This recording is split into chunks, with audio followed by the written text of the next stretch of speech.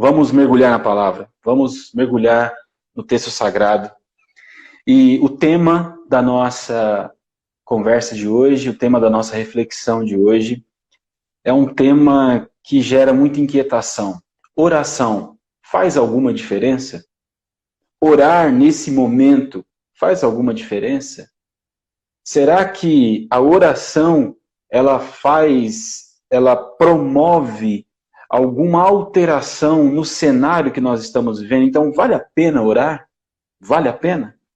Então, são questionamentos que eu tenho certeza que invadem muito o nosso coração ao longo da nossa trajetória cristã.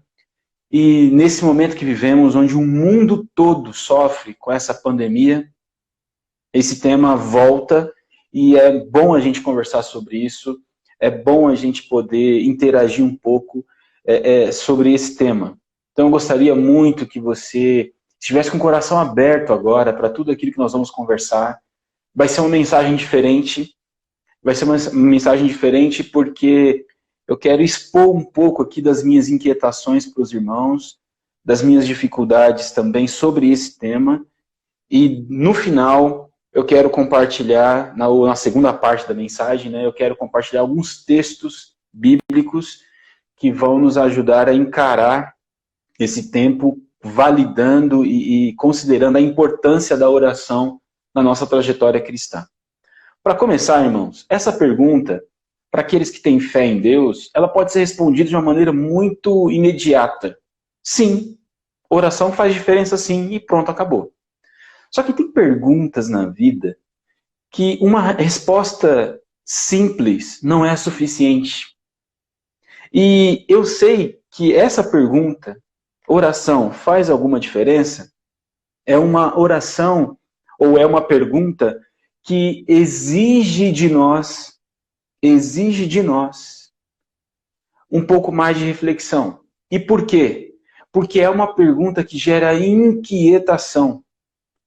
E se gerou inquietação em você, como gera em mim, é sinal que em algum momento da sua vida, da sua trajetória cristã, você teve alguma experiência estranha, esquisita, e talvez na sua visão até negativa com a oração.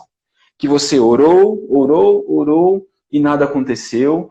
Você orou, e as coisas não mudaram, a luta continuou. Então, na trajetória cristã, a gente passa por isso. E isso não é pecado.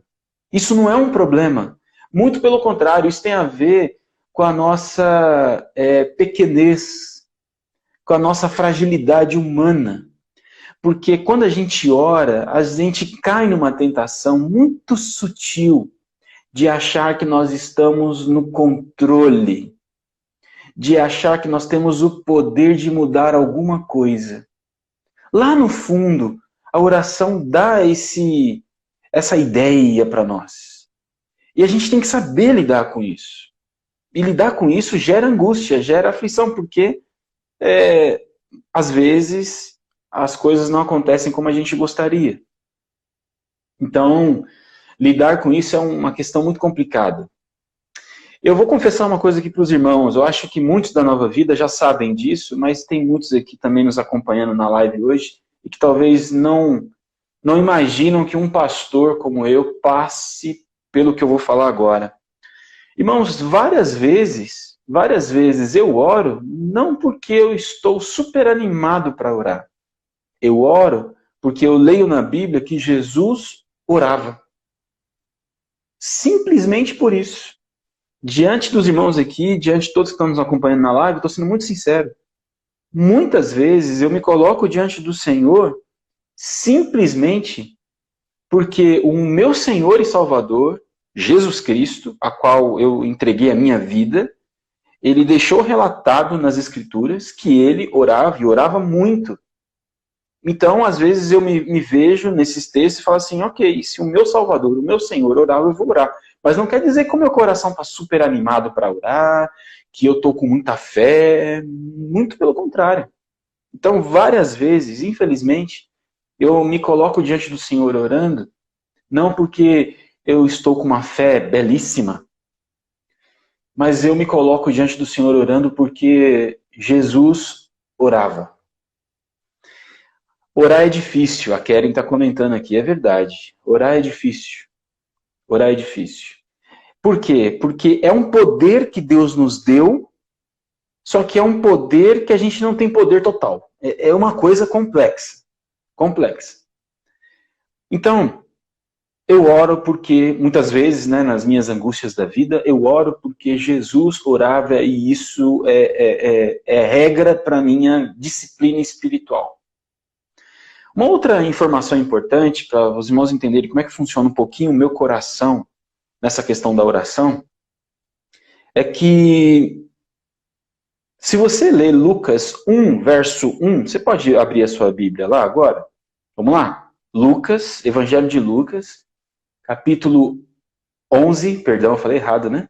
Capítulo 11, verso 1.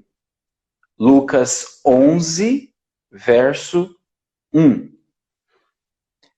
Diz assim, né, a palavra do Senhor. Vou abrir aqui junto com os irmãos também. Lucas 11, verso 1. Olha só que interessante. Certo dia, Jesus estava orando em determinado lugar.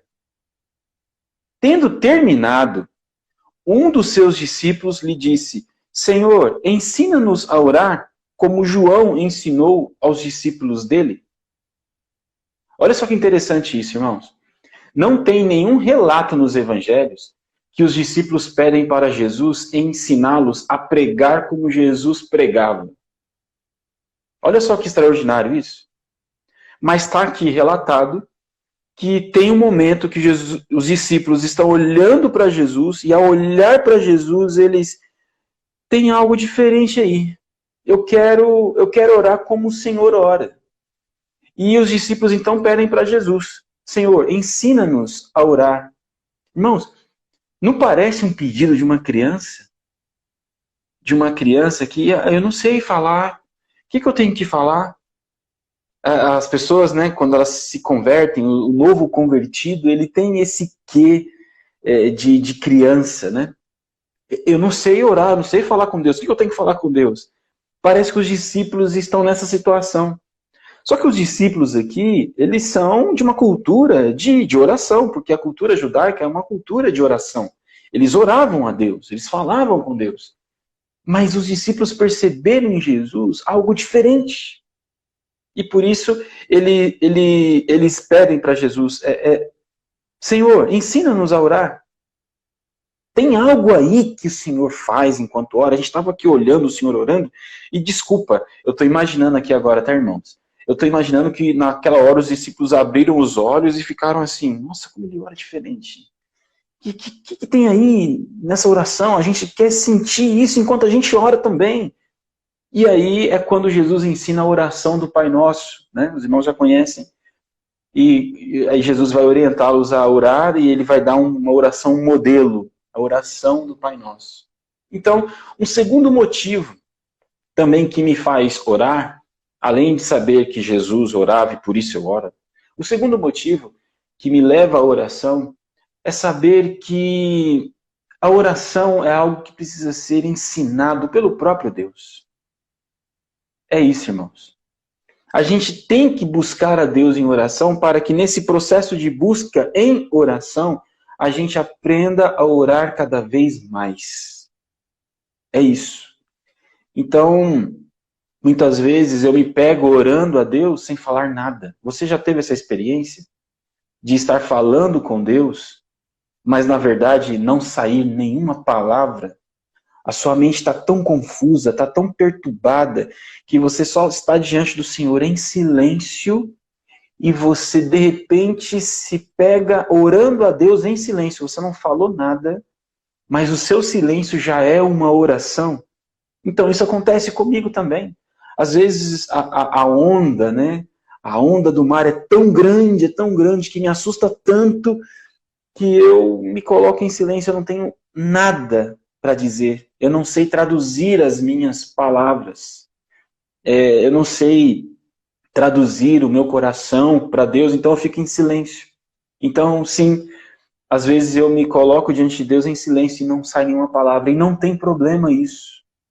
Não tem problema. Uma vez uma pessoa me procurou dizendo assim, pastor, tô até com vergonha de falar isso pro senhor, mas nessa semana está sendo uma semana tão conturbada para mim que eu não estou conseguindo nem orar. Eu fico no meu quarto, eu me ajoelho, eu estou diante do Senhor, mas não sai nenhuma palavra. Pastor, eu estou até com vergonha de falar isso. Eu falei, não, minha irmã, não. Isso é normal. Faz parte da vida. O silêncio também é uma oração. O silêncio diante do Senhor é uma oração. Então, muitas vezes, a minha oração, irmãos, é uma oração de silêncio. Silêncio. Eu procuro apenas ouvir o meu coração bater, ouvir o silêncio, porque o silêncio também, ele grita, né? Então, é bom ouvir o silêncio. Então, às vezes, eu me coloco diante do Senhor nessa situação. Uma outra questão importante, e aí eu vou para os poetas, né? Os irmãos sabem, a poesia me ajuda muito a lidar com a vida. E os poetas vão dizer o seguinte, orações são poemas. Poemas são orações. Vou repetir. Orações são poemas. Poemas são orações. Por que orações são poemas e poemas são orações? Aí os poetas vão explicar. Porque tanto os poemas quanto as orações tentam traduzir o que a alma sente. Tanto as orações quanto os poemas tentam traduzir o que a alma sente. O que a alma sente. Então, quando eu me volto para as poesias, ou para a poesia, no caso, eu volto para os poemas, o que eu estou buscando, em última instância? Eu estou buscando uma tradução daquilo que eu estou sentindo. Na última reflexão que tivemos, na última live, eu falei um pouquinho sobre isso. Quando a gente está falando sobre esperança. E veio o poeta dizer para a gente, olha, otimismo é uma coisa, esperança é outra coisa. O otimismo, ele está preso a essa realidade física. Eu vejo um jardim lá fora e eu consigo visualizar um jardim aqui dentro. Isso é otimismo. Agora, quem tem esperança, olha só como o poeta nos ajuda nessas horas. Ele traduz a nossa angústia, o nosso coração, né? O que é a esperança? A esperança é quando você não vê um jardim lá fora, mas consegue sonhar com um jardim aqui dentro. Então, percebe? Orações são poemas, poemas são orações. Eu concordo com os poetas. Eu concordo. Porque muitas vezes a gente não sabe traduzir muito bem o que a gente está sentindo, aí a gente apela para a poesia, apela para o silêncio. Então esse é um dos motivos também que eu busco a Deus em oração. A oração muitas vezes ela é meio confusa, as palavras não saem numa ordem bonitinha, mas Deus ali, ele está traduzindo aquilo para ele, porque ele sabe que o nosso coração está aflito. Então esse é um dos motivos também. Agora tem um autor que é base também da nossa reflexão aqui, que eu estou meditando muito nele, Philip Yancey. Vou deixar aqui até uma recomendação para os irmãos de um livro. Deve sair para você invertido aí, né? Mas vai dar para ler. Oração, ela faz alguma diferença? É um livro. Um livro de 400 páginas. Olha só, é uma pergunta. Uma pergunta que poderia ser respondida, sim, faz diferença, ponto. Mas esse autor entendeu que essa pergunta não era uma pergunta simples de responder. E por isso, precisava escrever. E esse autor escreve mais de 400 páginas sobre esse tema. Um livro super recomendado, principalmente para o nosso tempo agora, de luta, de aflição. Muito recomendado. E o Philip Yancey, nesse livro, ele vai dizer o seguinte, eu vou citar uma frase desse livro para os irmãos. A principal finalidade da oração não é tornar a vida mais fácil, nem conseguir poderes mágicos, mas conhecer a Deus. Eu vou ler de novo. A principal finalidade da oração não é tornar a vida mais fácil, nem conseguir poderes mágicos. Olha isso. Mas a principal finalidade da oração é conhecer a Deus. É por isso que orar é difícil muitas vezes, porque a gente cai naquela tentação de que orando a gente tem um controle de mudar a situação do nosso jeito. Mas o Felipe Anse, eu acho que ele traduziu muito bem o que é a oração, o que é a finalidade da oração. A finalidade da oração não é ter esse poder de controle. A finalidade da oração é conhecer cada vez mais a Deus. Então, irmãos, nesse momento de aflição que nós estamos vivendo, mundial, eu tenho visto muitas pessoas se voltando para Deus. Pessoas que não têm nenhum vínculo, às vezes, com a fé cristã ou com a igreja, mas estão tão temerosas que elas estão clamando e falando.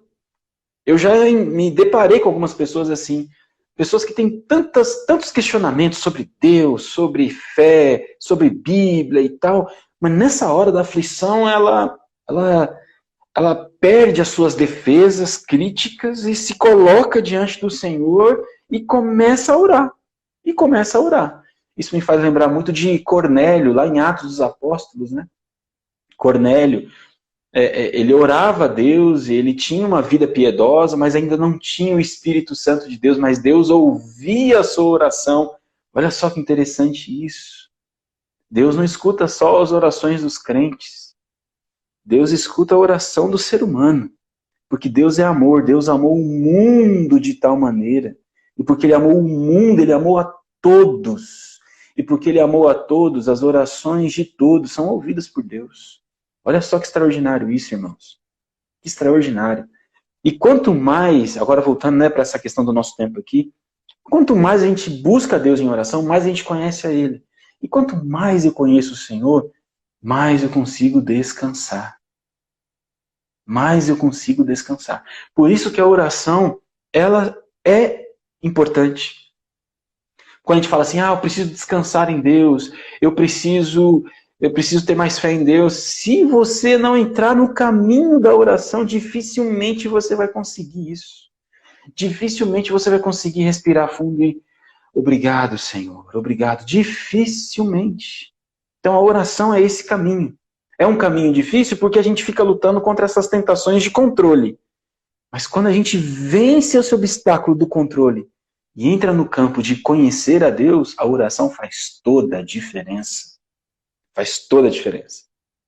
Tem um grande pensador também, que eu queria citar aqui para os irmãos, que é o Charles Spurgeon, grande pregador inglês.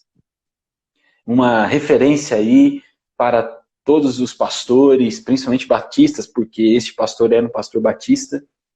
E ele disse o seguinte, olha só que maravilhoso isso. Charles Spurgeon. Quando você não puder orar como deve, você deve orar como pode. Eu vou repetir. Quando você não puder orar como deve, você deve orar como pode. Você entendeu isso? Quando você não puder orar como deve, você deve orar como pode. O que ele está querendo dizer? Ore. Ore sem cessar, como diz o apóstolo Paulo em Tessalonicenses. Ore sem cessar. Ore sem cessar. Mas eu não sei se está certo, se está errado. Eu não sei se eu oro por isso, por aquilo. Eu não sei. Ó, essa semana, por exemplo, uma pessoa chegou para mim e falou assim, pastor, tem gente falando que essa ideia aí da pandemia é bom porque Deus está tratando a gente. Eu tenho que agradecer por essa pandemia, Senhor. Mas a pandemia é ruim, que está matando muitas pessoas. Meu Deus, eu estou confuso. Pastor, o que eu faço? Aí, ao invés de tentar explicar para a pessoa teologicamente o que é A, o que é B, o que é C, eu disse para ela assim, como é que está o seu coração? Se coloca diante de Deus e apresente para Deus o seu coração, porque a Bíblia vai dizer que a gente não sabe orar. Você sabia disso? A Bíblia vai dizer que a gente não sabe orar. E se a gente ficar com formatações demais para dizer qual que a oração é certa, qual que é errada e tal, a gente não vai ter esse encontro com Deus, esse encontro que nos faz conhecer mais a Deus. E se você está querendo saber, né, por que a gente não sabe orar, né? Olha só, Romanos 8, 26, abra lá a sua Bíblia, eu quero ler esse texto junto com você. Romanos 8, 26. Obrigado, Keren, por ter escrito aí a frase do Spurgeon. Romanos 8, 26. Olha só o que diz aí, irmãos. Apóstolo Paulo. Da mesma forma, o Espírito nos ajuda em nossa fraqueza, pois não sabemos como orar. Mas o próprio Espírito intercede por nós com gemidos inexprimíveis. Nós não sabemos como orar. Até para orar, a gente precisa de Deus. Até para orar, a gente precisa de Deus. Agora, quando eu olho para esse texto de Romanos, eu entendo o pedido dos discípulos. Jesus nos ensina a orar, porque até para orar a gente precisa do Senhor. É isso. É isso. Então, não tem oração certa e oração errada nesses momentos. Sabe o que tem? O que tem é oração. É quando você se derrama diante de Deus e não importa se você está orando da maneira certa, da maneira errada. Eu acabei de falar que isso não existe, mas enfim, não importa isso. Por quê? Porque é nesse conhecer a Deus que o nosso coração vai começando a ser ajustado. É por isso que o apóstolo Paulo fala lá em Tessalonicenses que a gente tem que orar sem cessar, irmãos. Porque a oração é um grande calibrador da alma. Por favor, eu gostaria que alguém anotasse essa frase aí. A oração é um grande calibrador da alma. A oração é um grande calibrador da alma. Frase de pastor Adrian, beleza? Essa aqui é minha. Mas por que a oração é um grande calibrador da alma? Porque quanto mais a gente ora, mais a gente vai percebendo o que Deus está fazendo, como é que Deus está agindo, como é que Deus está se revelando às pessoas. E se revelando às pessoas, como é que Deus está conduzindo a história. Porque com pandemia ou sem pandemia, Deus continua no controle de tudo. A gente não pode ter dúvida disso. A gente não pode ter dúvida disso, ok? Então, se Deus está no controle de tudo, como que eu vou manter essa fé que Deus continua no controle de tudo? Orando. Orando porque a oração é esse grande calibrador que vai ajustando o meu coração para eu não me perder como pessoa. Então, está confuso? Ore. Não importa se está orando certo, se está orando errado, ou segundo a sua concepção. O que importa é falar, é abrir o coração para Deus e rasgar a alma para Deus. Está com raiva? Fale para Deus que está com raiva. Está com medo? Fale para Deus que está com medo. Tem gente que chega para mim e fala assim, pastor, eu tenho vergonha de na oração falar isso, porque eu estou falando com Deus, eu tenho que ter fé em Deus, como é que eu posso dizer que eu estou com medo? Gente, o medo faz parte da vida. A gente tem que saber lidar com os medos da vida. A gente tem que saber lidar com isso. Então, nada melhor do que se derramar diante de Deus e falar assim, Senhor, eu estou com medo. Eu estou com medo, sim. Então, aumenta a minha fé. Senhor, eu não sei como orar. Eu não sei o que pedir. Eu não sei o que o Senhor está fazendo. Eu não estou entendendo nada. Está tudo confuso na minha cabeça. Então, por favor, me ajude. Ensina-me a orar. Percebe, irmãos, como oração faz alguma diferença? Não é uma pergunta que tem que ser respondida assim, de bate-pronto. A gente tem que refletir, tem que pensar um pouquinho. Então vamos lá, mais alguns textos da Bíblia para a gente compartilhar aqui com os irmãos. Tiago 5,16. Vamos lá? Tiago 5,16. Abra sua Bíblia lá. Eu queria muito que você me acompanhasse nessas leituras bíblicas, porque eu quero que esse texto sagrado fale ao seu coração. Tá bom? Tiago 5,16. Diz assim: portanto, confessem os seus pecados uns aos outros e orem uns pelos outros para serem curados. A oração de um justo é poderosa e eficaz. Vou ler de novo. Portanto, confessem os seus pecados uns aos outros e orem uns pelos outros para serem curados. A oração de um justo é poderosa e eficaz. Segundo o autor bíblico aqui, o Tiago, ele vai dizer que a oração serve para curar os nossos corações. A gente confessa os nossos pecados uns aos outros e orando uns pelos outros, é um combo aí, tá, gente? Confessar pecados e orar uns pelos outros cura a nossa alma, cura o nosso coração. Então é por isso que a gente precisa, nesse tempo aí de quarentena, a gente não pode perder essa conexão com as pessoas, a gente não pode perder esse contato, a gente precisa conversar com as pessoas, a gente precisa interagir com as pessoas e chorar com as pessoas, mesmo que não seja próximo fisicamente, a gente precisa chorar um com os outros e dizer, olha, eu tô com medo, meu irmão, eu tô com medo, minha irmã. E ouvir essas declarações de medo, de pavor, e acolher essas declarações, e não simplesmente julgar a pessoa, não, tem que ter fé, hein? Você tem que ter fé, que cristão é você? Parou. Em nome de Jesus, irmãos, a gente tem que respeitar o coração das pessoas. A gente tem que respeitar. Então, até Jesus, no momento de maior aflição que ele teve, ele falou, Pai, se for possível, afasta de mim esse cálice, mas faça a tua vontade. Jesus demonstrou ali a sua fragilidade humana. Nós somos frágeis como humanos. Então a gente precisa respeitar os nossos corações. A gente tem que respeitar o coração do outro. Então quando uma pessoa chega com um discurso amedrontado, acolha. E depois, orando com a pessoa, aquiete o coração. Aconteceu isso comigo essa semana. Estava conversando com uma pessoa aflita, porque infelizmente os problemas por causa da pandemia não param, né? Então, além da pandemia, nós temos nossos problemas particulares, nós temos nossos problemas conjugais, nossos problemas familiares, nossos problemas de saúde, os problemas não param. Aí essa pessoa fez contato comigo dizendo, pastor, eu estou vendo um drama aqui na minha casa, e eu não sei mais o que fazer, e tal, e eu estou com medo. Pronto, a palavra apareceu, eu estou com medo. O que a gente fez? A gente conversou, a gente orou junto. É isso. É isso. É isso que a gente tem que fazer, não é falta de fé. Não é falta de fé. É aquele balançar do barco que você está com medo que venha cair no mar e você não sabe nadar. É isso. É aquele receio. Mas se a gente se prostrar diante do Senhor, compartilhar as nossas lutas uns com os outros, Deus vai curando o nosso coração, vai curando a nossa alma e vai limpando o nosso jardim dessa erva daninha chamada medo, chamada pânico. Deus vai limpando isso. E limpando isso, a gente começa a perceber o que Deus está fazendo. Então, não se esqueça.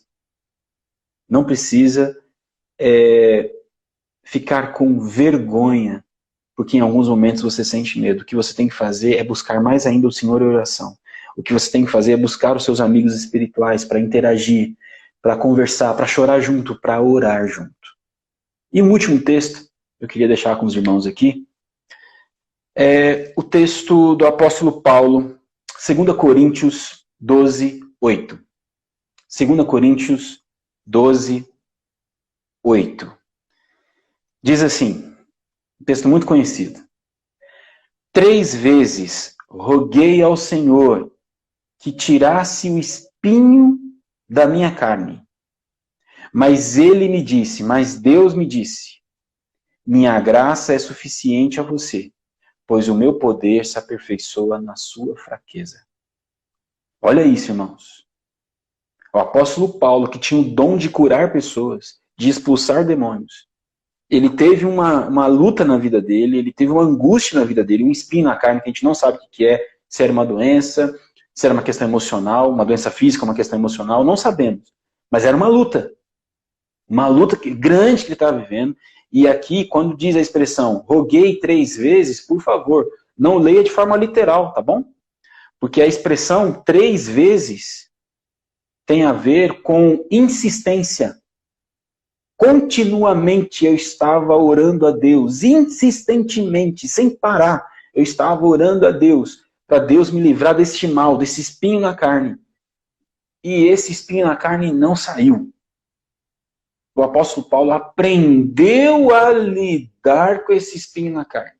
Ele aprendeu a lidar com essa angústia, com essa aflição, com esse problema que ele estava enfrentando. E como que ele aprendeu a lidar? Orando.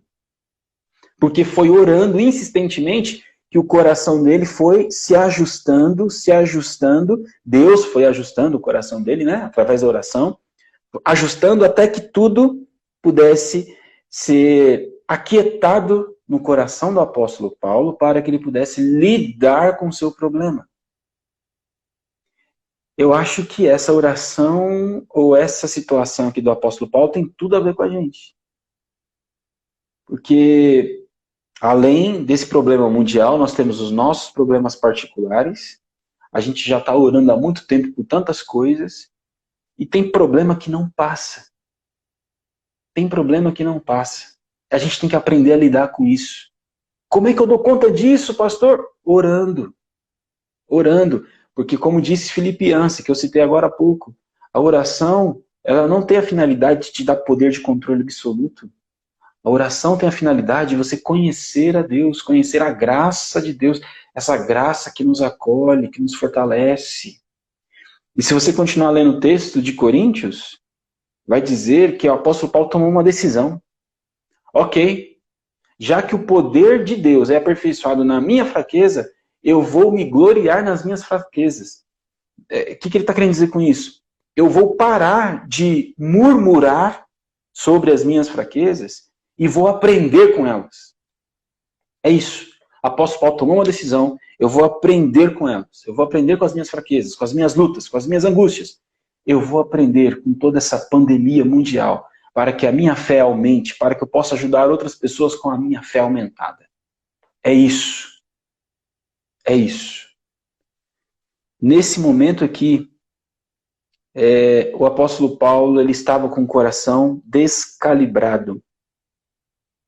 Mas a oração fez com que o coração dele voltasse a ficar calibrado. A oração faz alguma diferença? Faz. Faz muita diferença. Muita diferença. Ela não nos dá poder de controle, mas ela nos dá o poder ou a oportunidade de conhecer a Deus. E conhecendo a Deus, o nosso coração começa a voltar a uma calibração ideal para a vida. Calibração ideal para a vida. É isso. Meus irmãos, esse é o texto que eu queria compartilhar, ou melhor, esta é a mensagem que eu queria compartilhar com esses textos. E dizendo, mais uma vez, igreja, continuemos em oração. A nossa batalha só está começando. Continuemos em oração, para manter o nosso coração calibrado. Para que quando a onda maior chegar, a gente dá conta dela. Nós não estamos lidando ou lutando apenas contra um vírus. Nós estamos lutando contra uma crise econômica. Nós estamos lutando contra crises emocionais, crises psicológicas. Nós estamos lutando contra muitos outros inimigos ao mesmo tempo. Precisamos da oração para manter o nosso coração calibrado. Calibrado, ok? E já que é assim, vamos orar agora. Vamos ter esse momento de oração aqui. E logo depois da oração, eu já vou me despedir dos irmãos, tá bom?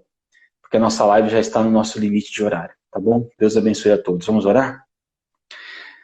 Pai, em nome de Jesus, eu peço que o Teu Espírito Santo nos visite ainda mais agora, Pai. Nesse momento que nós refletimos um pouco sobre a importância da oração, que o Teu Espírito venha nos visitar de uma maneira especial para traduzir as nossas orações, traduzir os nossos corações de uma maneira, Pai, que a gente consiga sentir a leveza do Senhor, a paz do Senhor.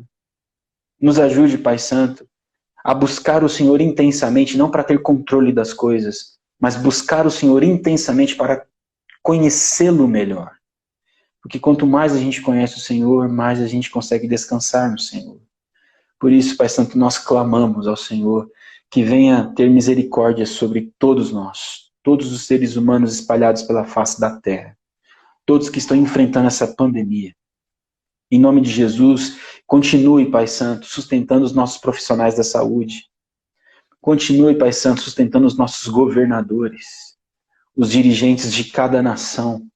Em nome de Jesus, Pai Santo, abençoe todos aqueles que precisam continuar trabalhando para que a gente seja alimentado, para que a gente tenha condições de comprar um remédio, para que a gente tenha condições de ir e vir. Em nome de Jesus, Pai Santo, abençoe os nossos irmãos que estão expostos a esse vírus o tempo todo trabalhando nos hospitais. Guarde e proteja cada um deles, Pai Santo. Em nome de Jesus, abençoe os nossos idosos, principalmente aqueles que estão enfrentando uma gripe, enfrentando algum tipo de doença, deixando um pouco mais vulnerável. Em nome de Jesus, proteja os nossos idosos, guarde os nossos idosos. Nós amamos os nossos idosos e por isso pedimos pela proteção do Senhor sobre a vida deles. Aumenta a nossa fé, Espírito Santo. Perdoe os nossos pecados e mantenha o nosso coração calibrado para que possamos te adorar, para que possamos perceber o que o Senhor está fazendo, para que possamos crer que o Senhor continua no controle de todas as coisas. Em nome de Jesus que nós oramos. Amém. E graças a Deus. Amém. Amém.